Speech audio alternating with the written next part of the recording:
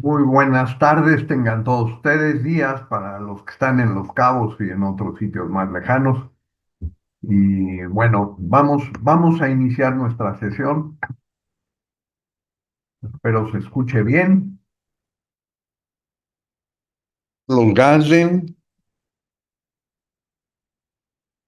Carlos Gazen, desde Cuatro Ciénegas, en Coahuila, donde estaremos transmitiendo el día de hoy.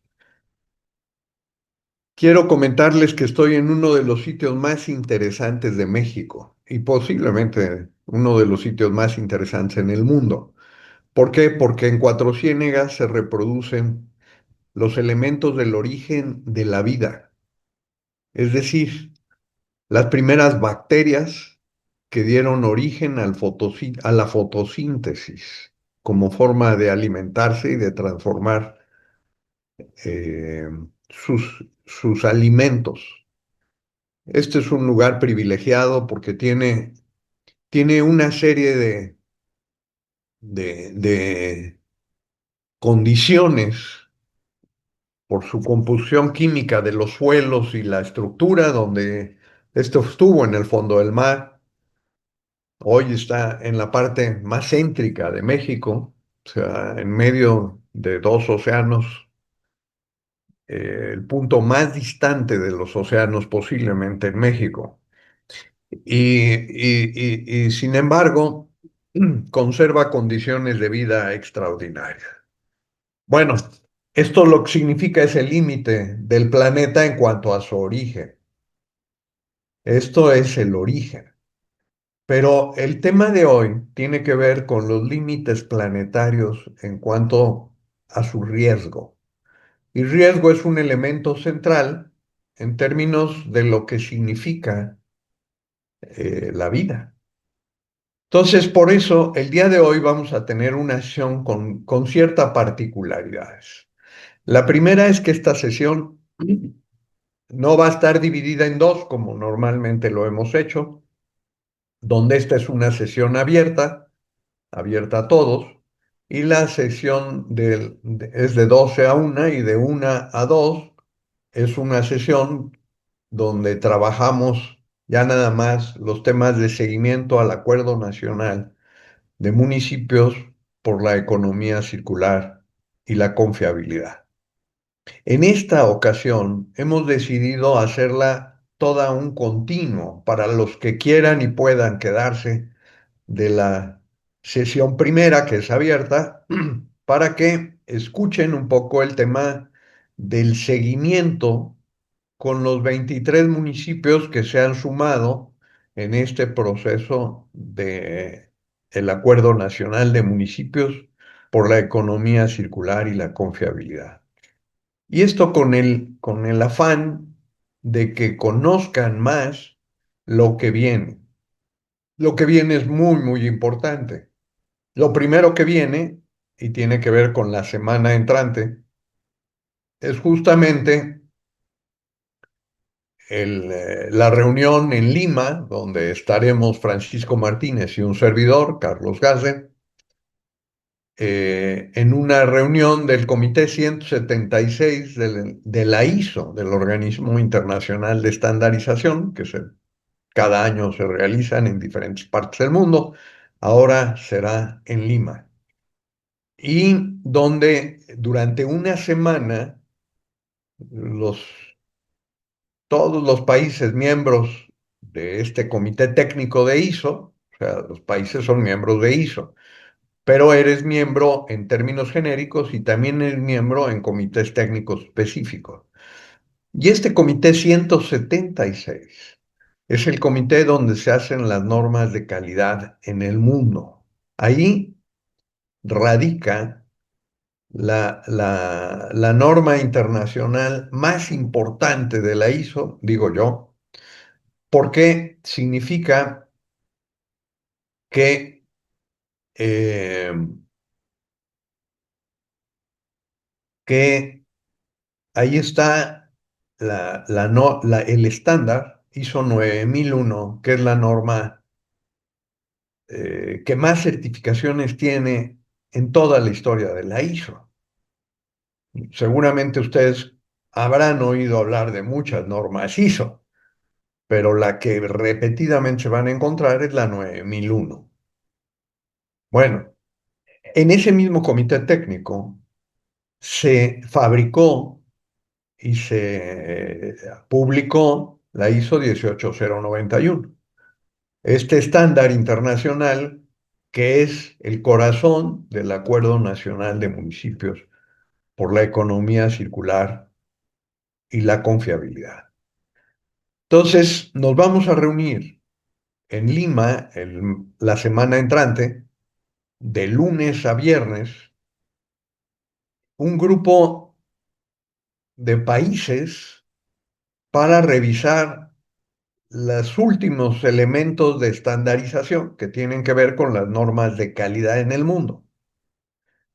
Y bueno, eh, vamos a tener por primera vez, después de muchos años, vamos, desde el 2019 en que se desbandó el grupo que me tocó coordinar como convenor electo y reelecto de 72 expertos de 34 países.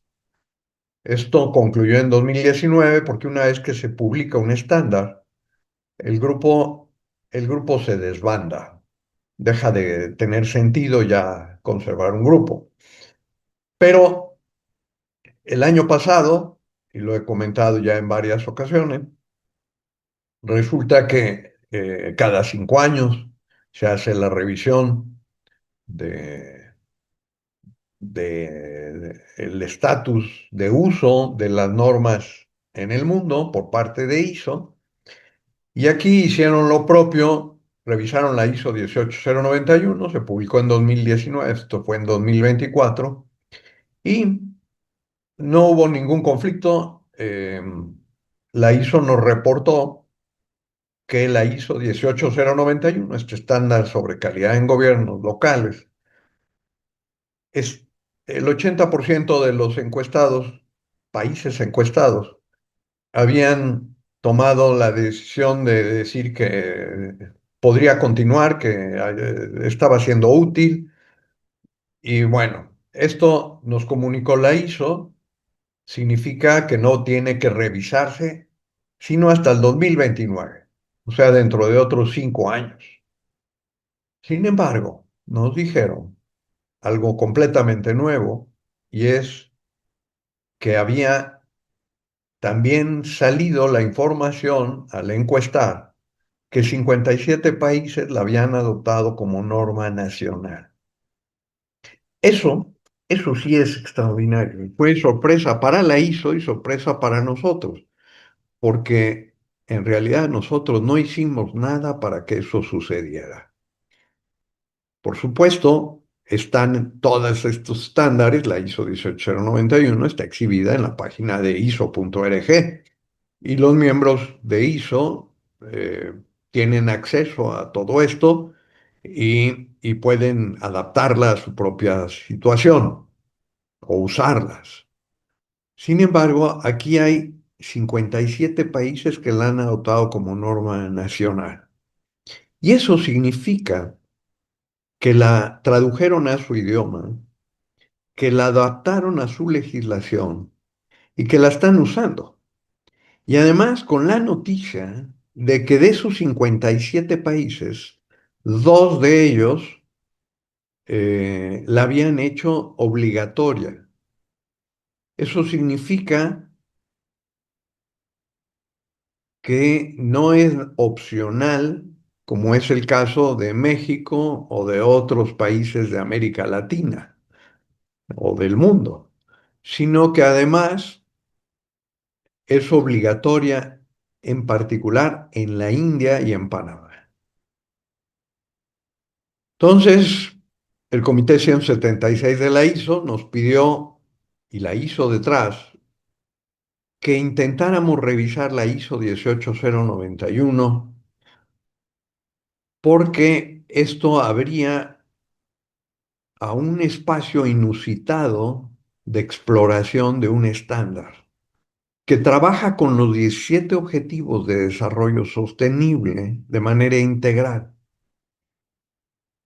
Y bueno, ya en este diálogo acordamos explorar esto y esto acontecerá la semana entrante en Lima. Y durante la sesión plenaria se hablará de esto es el lunes, pero el martes 14 próximo de octubre tendremos de 2025, o sea, la semana entrante, tendremos una sesión de 9 a 12, tiempo de Lima, que estará abierta para los que se registren y quieran participar y escucharla. Muy posiblemente será en inglés, dependerá de los que estemos presentes. Pero esa sesión será para explorar qué hacemos con la ISO 18091 en términos de repensarla en función de la Agenda 2030 de las Naciones Unidas. Si lo quisiéramos ver de otra manera, yo lo parafraseo en donde en realidad no vamos a repensar tanto la ISO 18091, sino la Agenda 2030 a partir de la ISO 18091. La ISO 18091, desde esta perspectiva, no necesita revisarse, pero sí necesitamos revisar cómo se está implementando la Agenda 2030 en los países donde eso está sucediendo. Y esto lo que nos abre es una oportunidad extraordinaria y el afán de esa sesión va a ser proponerle a la Asamblea, que se reúne el lunes, toda la Asamblea plenaria, y luego empiezan los trabajos en grupos martes, miércoles y jueves. Y el viernes se vuelve a reunir la Asamblea, se presentan conclusiones de los grupos y se aprueban para el año siguiente o lo que tenga que hacerse con las propuestas que se armen desde los grupos.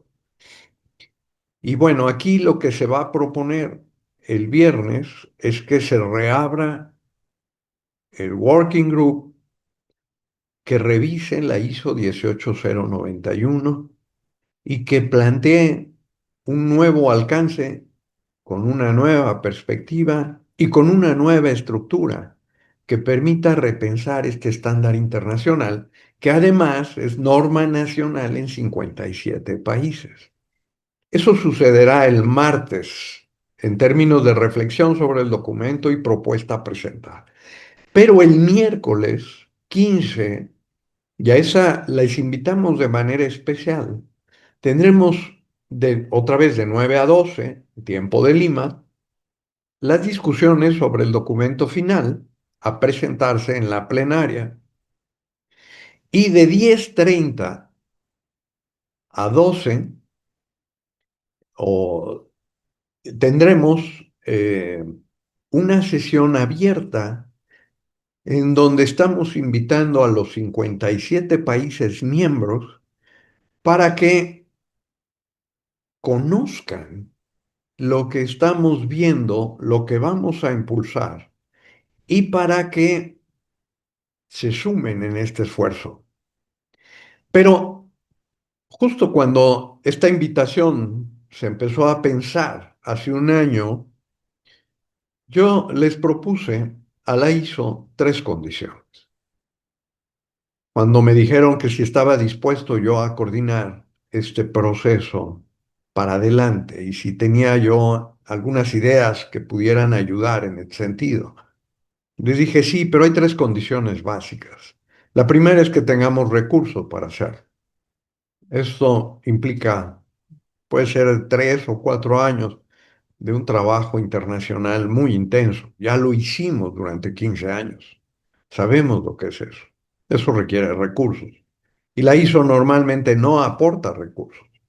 Esto tiene que conseguirse de otra manera. Me dijeron, bueno, cuenta con el apoyo nuestro. Segundo, necesito preguntar si México se interesa, que fue quien lanzó esta iniciativa.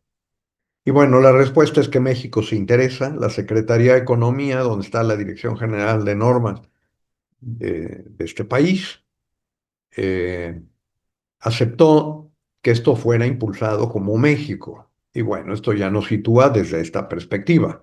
En esta reunión de Lima estaremos como México. Y tercero,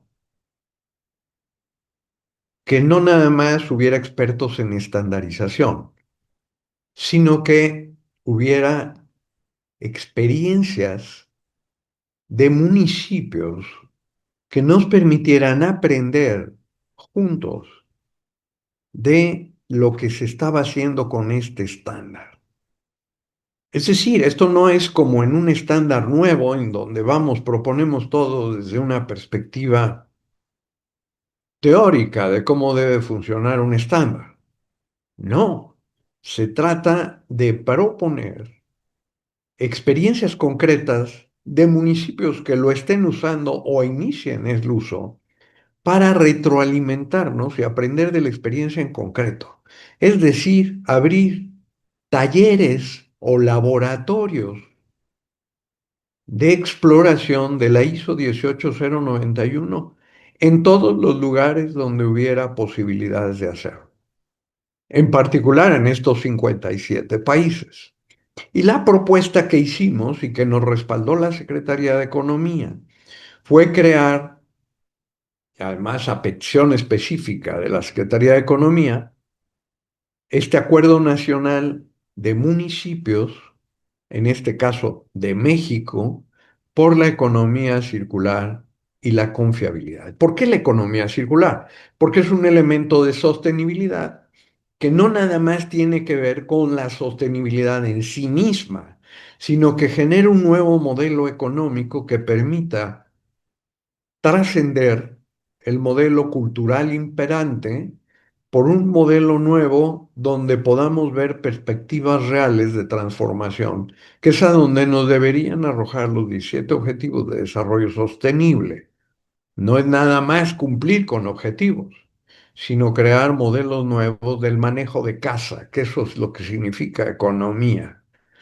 Entonces, bajo esta perspectiva, la propuesta del miércoles 15 va a ser invitar a estos países, bueno, a que conozcan este esfuerzo, a que se sumen, pero también a que puedan replicar este modelo que estamos intentando en México de 20 municipios por país, donde se firmen acuerdos nacionales de municipios de España, de Italia, de Argentina, de Perú, de Brasil, de Colombia, vamos, de todos los países que quieran sumarse en esta lógica para aprender de ellos. Eso significa que los municipios que entren en esta firma, y nada más estamos esperando 20, no podemos trabajar con todos los municipios del mundo, ni con todos los de México. Queremos un grupo pequeño que puede reducirse en un momento a 2 o a 3 o a 5 o a 10.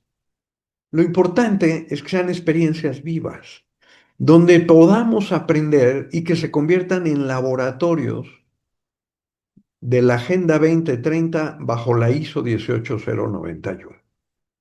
Eso es lo que estamos haciendo hoy aquí en Cuatro Ciénegas, donde ayer tuve la oportunidad de instalar el comité técnico y que iremos a Barcelona, al Smart City de Barcelona, en noviembre, del 4 al 6, y donde específicamente el 6 de noviembre tendremos la oportunidad de presentar iniciativas que nos ayudarán a concretar.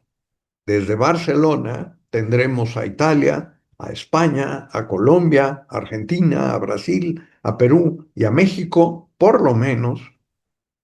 Es un evento de 25.000 personas, podremos tener algunos más, para iniciar este proceso de, de acuerdo nacionales de municipios por la economía circular y la confiabilidad. Eso nos permitirá garantizar, por lo menos, la atención, la membresía, a partir de la Red Latinoamericana de Gobiernos Confiables, que es la red que se creó en 2022 en Bruselas, con apoyo del Comité de Regiones y Ciudades de Europa.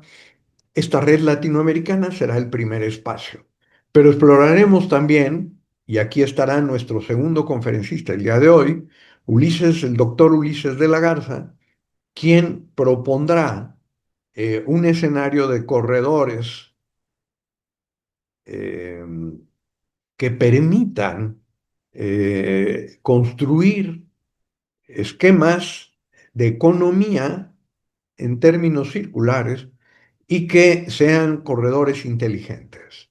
Y él estará ahí y él se va a encargar justamente del tema de América del Norte. Pero también, como estarán los españoles y los italianos ya confirmados, esto nos abrirá a que las experiencias en Italia, donde sabemos que hay por lo menos 11 experiencias italianas en la zona de Lombardía y la Toscana, puedan ellos también conformar un comité de municipios por la economía circular y la confiabilidad en Italia y en España. Y en España también. Ahí tendremos a la doctora Gloria Hostos, tendremos a otros actores importantes, seguramente Francés Martínez, Fernando Monar y algunos otros, que nos acompañarán para repensar en términos de España lo que esto tendrá que suceder. Esto sucederá el día 6 de noviembre a las 11:30, me parece que es 11:30 de la mañana, tiempo de Barcelona, donde tendremos esta sesión que también grabaremos y presentaremos a ustedes.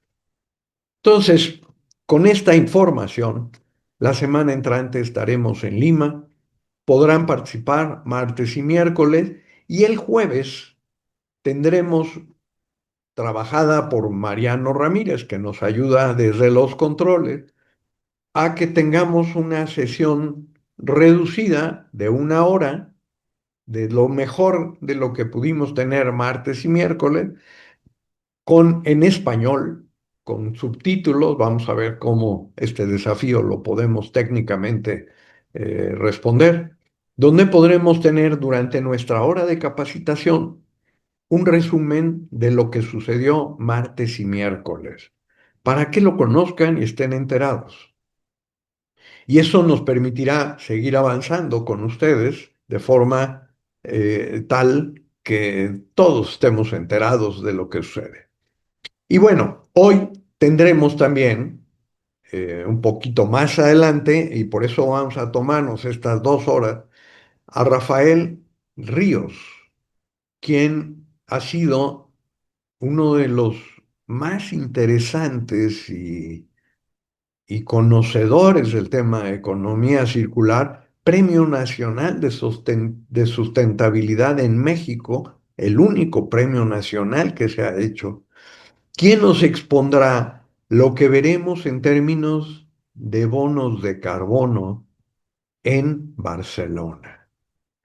¿Por qué? Porque esta misión no nada más va a ser ir a presentar lo que estamos haciendo en México para que, si lo deciden hacer otros países, se reproduzca, o lo que vamos a hacer con la ISO, que eso también es muy, muy importante. No, vamos a ir a vender bonos de carbono de estos municipios que están entrando al Acuerdo Nacional de Municipios por la Economía Circular y la Confiabilidad.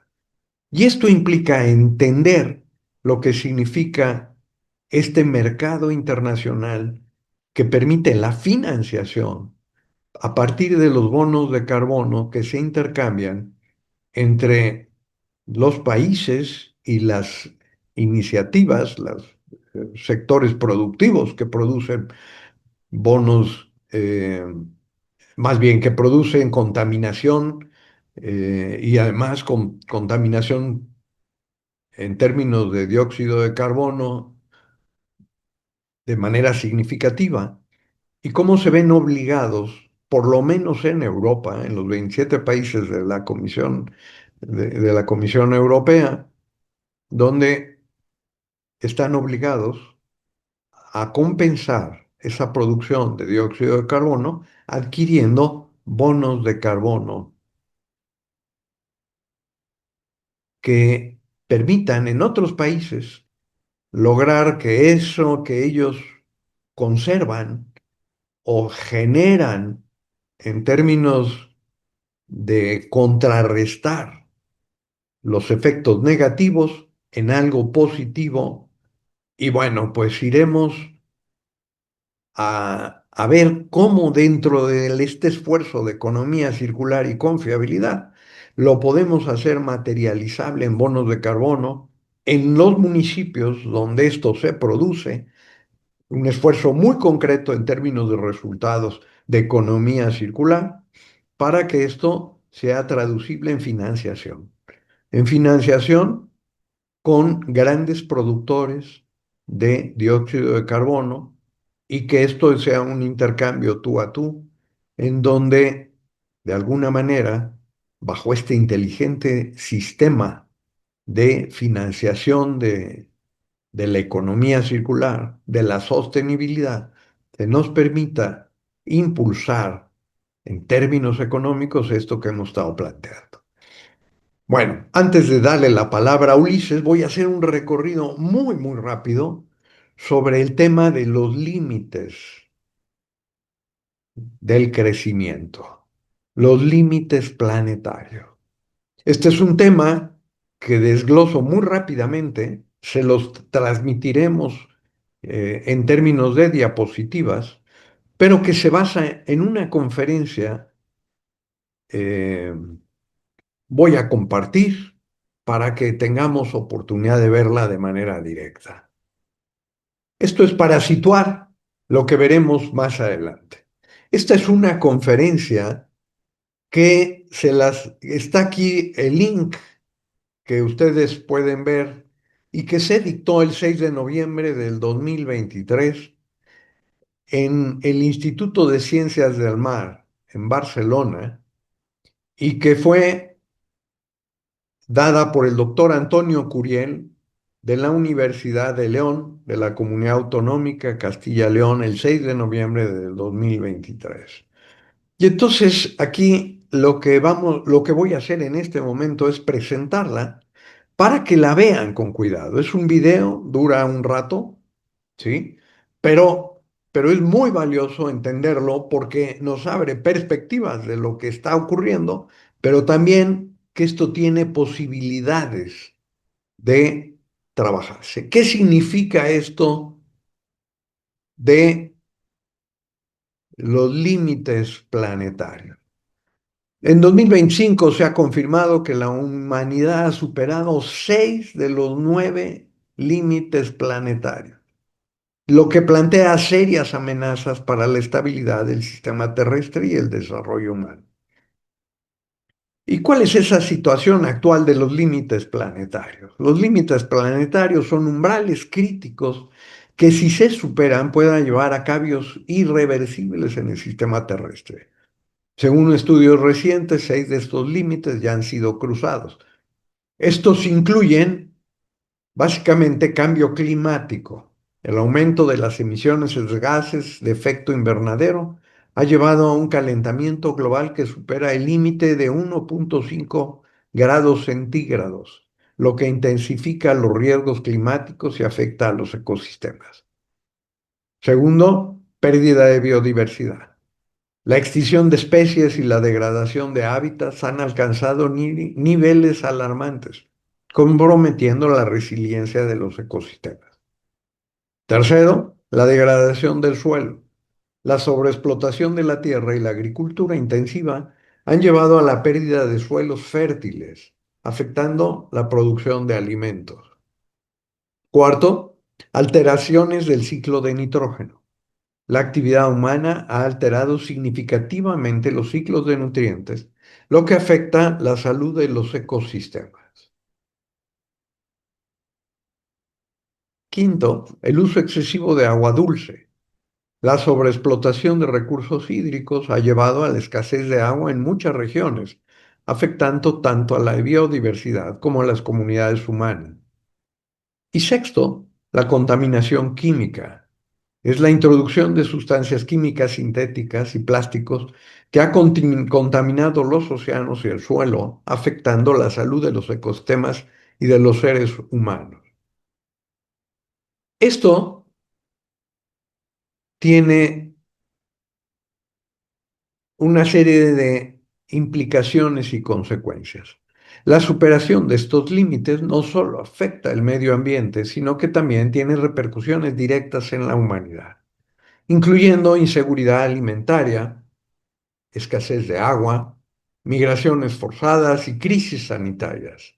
Los expertos advierten que es crucial abordar todas las presiones sobre el planeta de manera simultánea para evitar un colapso sistémico. Pero esto nos abre también a que la única opción que tenemos es un futuro verde, con necesidades de acción muy concretas.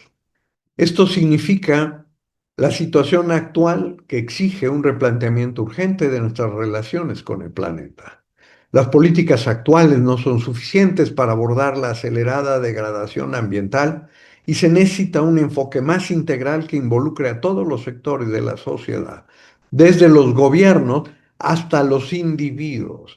Y algo que van a ver ustedes en este video, el link, por favor, les pido eh, Mariano, Edgar, que este link lo podamos poner en el chat para que, independientemente de que les enviemos esta presentación, ustedes lo puedan acceder ya y lo vean. Es que esto pasa por los gobiernos locales. Los esfuerzos a nivel global tienen que hacerse a nivel muy local. En resumen, el año 2025 marca un punto crítico en la gestión de los límites planetarios y es esencial que se tomen medidas efectivas para revertir esta tendencia y asegurar un futuro sostenible para las próximas generaciones. Y bueno, esto es el mensaje y esto es lo que estamos haciendo desde la ISO 18091, desde este esfuerzo por la economía circular y la confiabilidad a nivel de acuerdos nacionales de municipios, o sea, de localidades, que vamos a convertirnos en laboratorios de este esfuerzo. Y pongo muy rápidamente los elementos de este video para que los conozcan.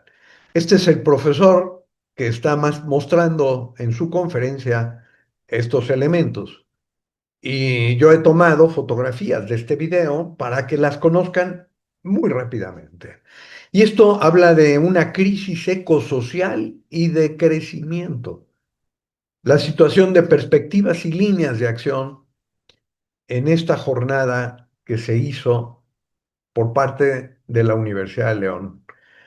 Y bueno, está hablando justamente de las protestas en muchos países en torno a lo que está sucediendo en términos de desempleo, en términos de migraciones, en términos de situaciones insostenibles para poblaciones enteras.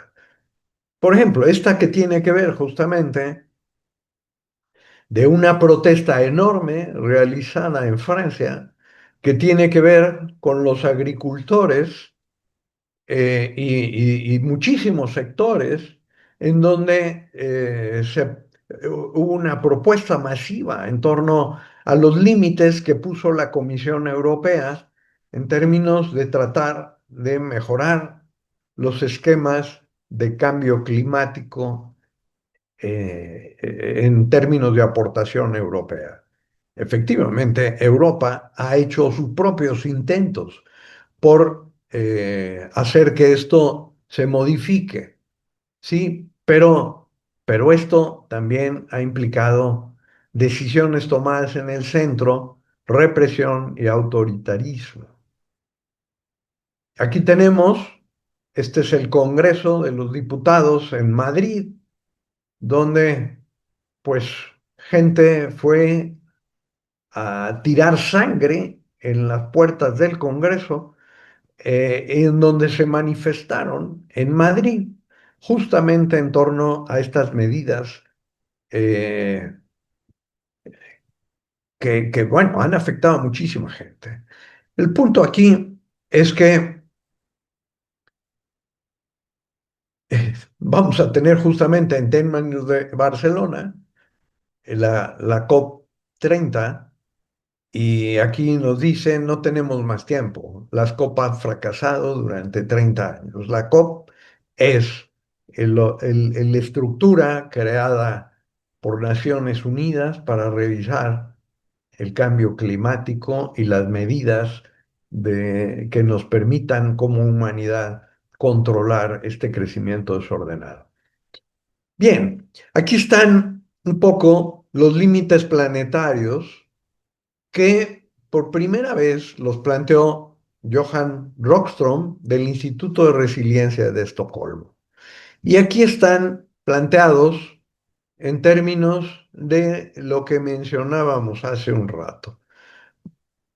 Déjenme ponerle los límites ambientales, donde el círculo verde es el límite para operar en términos seguros. Después viene un círculo amarillo en donde el tema empieza a ser crítico y luego en donde empieza a hacerse naranja y luego rojo. Los rojos es cuando los límites planetarios se están alcanzando de manera deplorable. Y esto nos plantea que lo que estaba en 2015, estos 9 límites planetarios, que, bueno, ahí lo tenemos en español y en inglés, ¿sí? El uno, que es la incorporación de nuevas entidades, eso significa los plásticos por todos lados, ¿sí? Nuevas entidades químicas. Eh, Después, los que tienen que ver con integridad de la biosfera, ¿sí?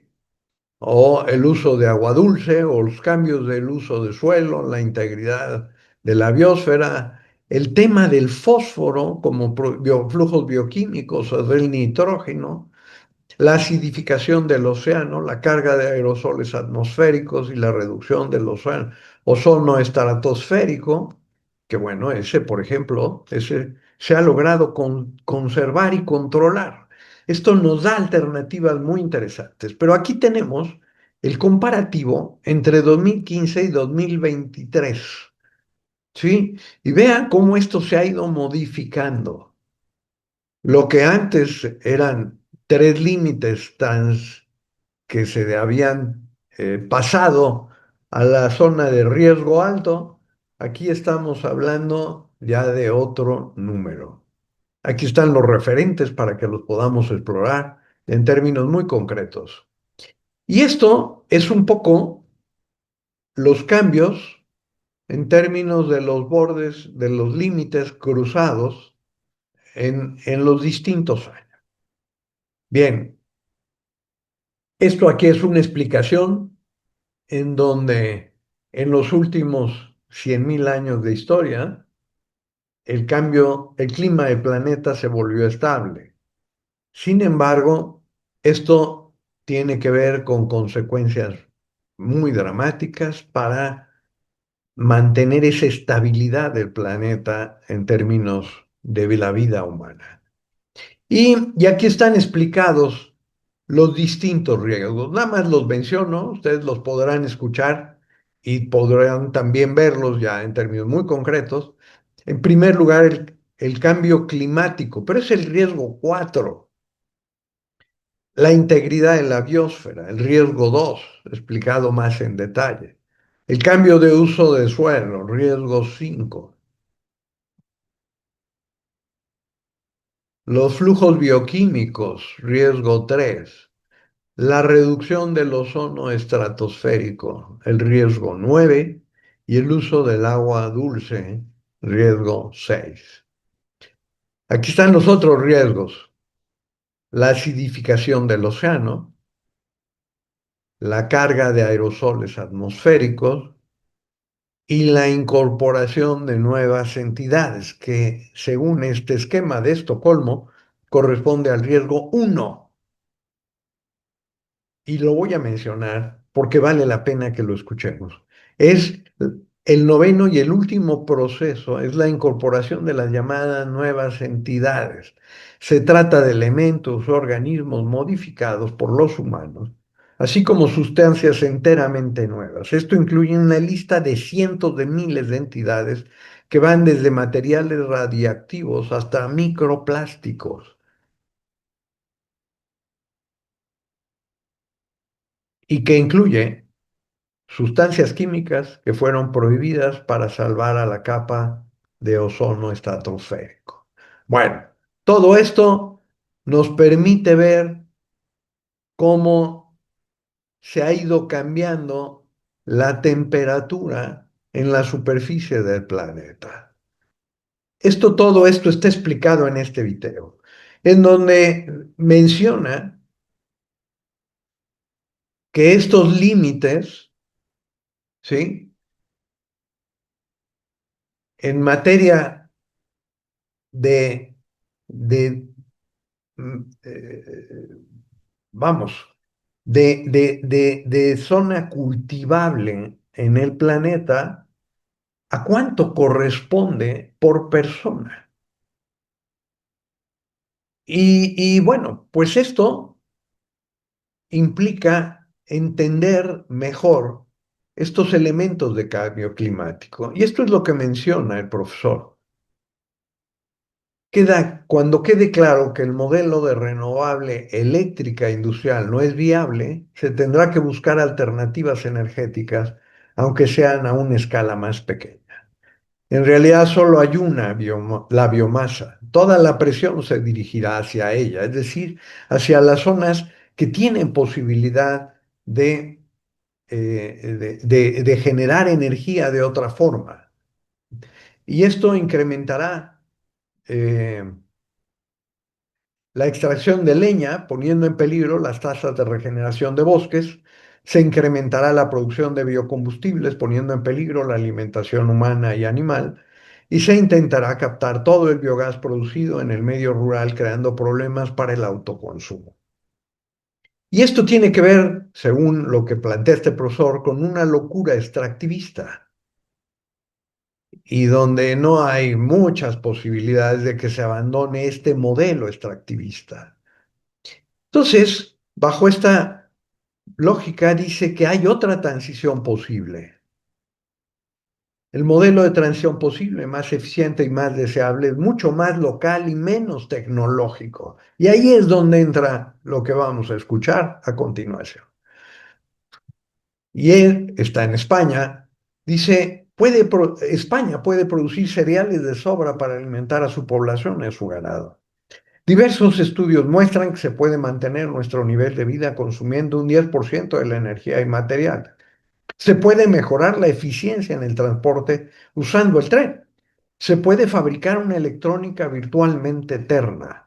Se puede incrementar enormemente el reciclaje cambiando diseños y modos de uso, la cultura. Se puede reducir el volumen de residuos y reaprovecharlos, economía circular. Se puede contener el problema poblacional ponderando a las mujeres, cosa igualmente de justicia. Y concluyen lo siguiente. El colapso de las fuentes de energía fósil y del uranio nos lleva a una situación complicada en los próximos años como fuentes de energía. El modelo de transición energética renovable eléctrico que se propone como única alternativa adolece de muchos problemas: potencial, materiales, dependencia fósil, electrificación, fuerte dependencia tecnológica, coste de oportunidad y principalmente llega muy tarde. Las tendencias actuales son muy malas y pueden llevar a una gran conflictividad entre países y dentro de los países. Pero este modelo de transición no es el único concebible. Desde el punto de vista técnico, se tiene que fomentar la renovable no eléctrica. Desde el punto de vista social, es imprescindible abandonar el crecentismo y relocalizar. Bien, bueno, con esto es un poco entender lo que se llama los límites planetarios. Les voy a pedir que este video lo puedan ver, se los dejo de tarea, vale la pena verlo. y en donde enfatiza que estas alternativas se tienen que desarrollar a nivel local.